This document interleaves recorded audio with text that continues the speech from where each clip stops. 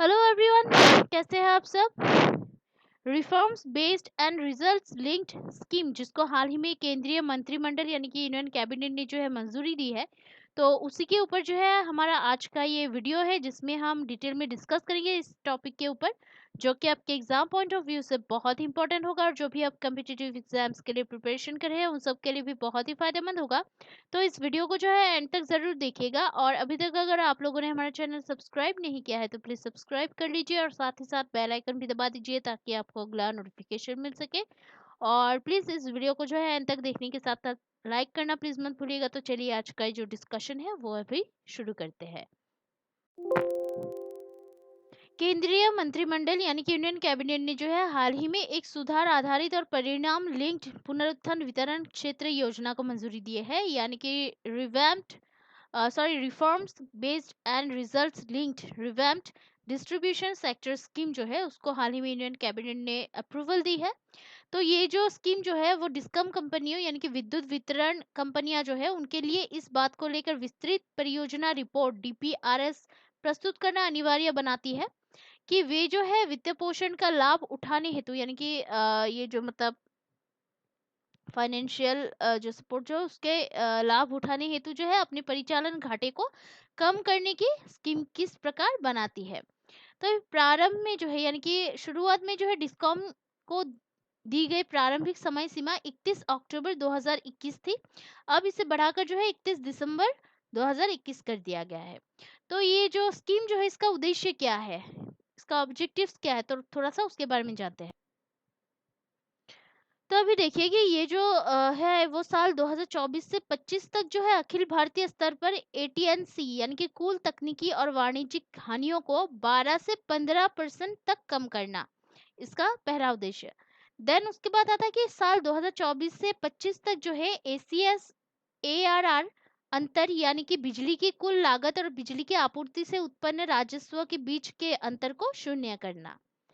उसके बाद होता है कि आधुनिक डिस्कॉम के लिए जो है संस्थागत क्षमताओं का जो है विकास करना है, और वित्तीय रूप से जो सतत और परिचालन कुशल वितरण क्षेत्र के माध्यम से जो है उपभोक्ता यानी कि यूजर्स के लिए जो है जो कि अभी बिजली की जो आपूर्ति की गुणवत्ता है, विश्वसनीयता एवं सामर्थ्यता में सुधार करना है इसके।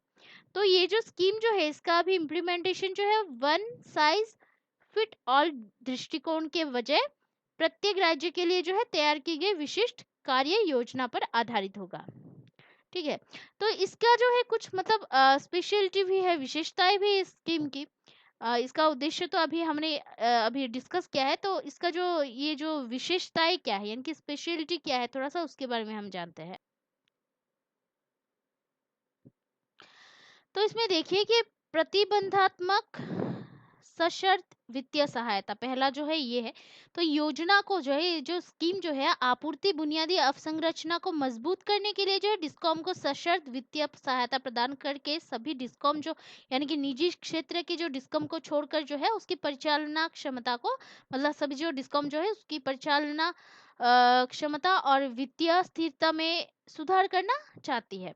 देन उसके बाद आता है विभिन्न योजनाओं का समावेशन, यानी कि ये जो प्रस्तावित है कि ये मतलब प्रस्तावित किया गया है कि कुछ जो स्कीम्स जो है जिसके तहत जो है वर्तमान में चल रही अनुमोदित परियोजनाएं यानी कि प्रोजेक्ट्स को जो है सम्मिलित किया जाएगा।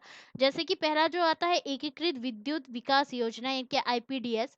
देन उसके बाद आता है दीनदयाल उपाध्याय ग्राम ज्योति योजना DDUGJY। देन उसके बाद आता है उज्जवल डिस्कॉम एश्योरेंस योजना यानी कि उदय। देन उसके बाद आता है जम्मू कश्मीर तथा लद्दाख केंद्र शासित प्रदेशों के लिए जो है प्रधानमंत्री विकास पैकेज यानी कि पीएमडीपी 2015। तो उसके बाद आता है कि जो कि कृषि फीडरों का जो सौरीकरण है, तो ये आता है। तो कि ये जो स्कीम जो है इसमें अभी किसानों के लिए जो है बिजली की आपूर्ति में सुधार लाने तथा कृषि फीडरों के सौरीकरण के माध्यम से जो है उन्हें दिन के समय बिजली उपलब्ध कराने पर विशेष ध्यान दिया गया है। तो ये जो स्कीम जो है प्रधानमंत्री किसान ऊर्जा सुरक्षा एवं उत्थान महाअभियान यानी कि पीएम कुसुम योजना के साथ जो है ये काम करती है, जिसका ये उद्देश्य ये है कि सभी जो फीडर जो है उनका सौरीकरण करना तथा किसानों को जो है मतलब जो एक्सटर्नल जो इनकम जो है यानी कि अतिरिक्त आय जो है उसके अवसर को प्रदान करना है। देन उसके बाद आता है स्मार्ट मीटरिंग। तो ये जो स्कीम जो है इसकी प्रमुख जो विशेषता है, एक जो प्रमुख जो विशेषता जो है, प्रीपेड स्मार्ट मीटरिंग के माध्यम से जो है सार्वजनिक निजी साझेदारी इनकी पीपीपी मॉडल को लागू करने के लिए जो है उपभोक्ता का सशक्तिकरण कर उन्हें सक्षम बनाना है। तो इससे जो है स्मार्ट मीटर उपभोक्ता मासिक आधार के बजाय जो कि नियमित आधार पर जो है अपनी बिल का खपत की निगरानी कर सकेंगे। तो अभी जो उन्हें जो है अपनी ज़रूरत के अनुसार जो है तथा उपलब्ध संसाधनों के संदर्भ में जो है बिजली के उपयोग में मदद कर सकता है। इसके पहले चरण में जो है, इसके फर्स्ट फेज में जो था मतलब इसके पहले के, तो उसमें जो था दिसंबर 2023 तक लगभग 10 करोड़ प्रीपेड स्मार्ट मीटर लगाने का प्रस्ताव है। तो उत्तोलन प्रौद्योगिकी ये क्या है? तो system meter, prepaid smart meter सहित आईटी ओटी उपकरणों के माध्यम से जो है उत्पन्न डेटा का विश्लेषण करके करने के लिए जो कि आर्टिफिशियल इंटेलिजेंस का जो है लाभ उठाया जाएगा। जैसे कि इस डिस्कॉम को जो है नुकसान में कमी, मांग का पूर्वानुमान, दिन के समय यानी कि टीओडी, टैरिफ, नवीकरणीय ऊर्जा आरई, एकीकरण और अन्य जो संभावित जो विश्लेषण पर जो है निर्णय लेने में ये सक्षम बनाया जा सकेगा इसको। तो ये इसकी विशेषताएं हैं। तो आज के लिए इस वीडियो में इतना ही है। आशा करती हूँ कि ये जो वीडियो जो है आपके लिए बहुत ही फायदेमंद साबित हो गया। तो इस वीडियो को जो है अंत तक देखने के साथ साथ लाइक करना प्लीज मत भूलिएगा, और इस हमारे जो चैनल जो है उसको लाइक शेयर सब्सक्राइब करना प्लीज मत भूलिएगा। और कोई अगर सुझाव हो तो कमेंट करना प्लीज मत भूलिएगा, क्योंकि आपका जो सपोर्ट है वो हमें बहुत ही मोटिवेट करता है हार्ड वर्क करने के लिए और ऐसे वीडियोस को आपके सामने प्रस्तुत करने के लिए। सो आशा करती हूँ कि हमारे जो हार्ड वर्क जो है, हमारे जो परिश्रम जो है उसको आप लोग सपोर्ट जरूर करेंगे। So please keep supporting us and please keep watching our videos, like share and subscribe. Take care, जय हिंद।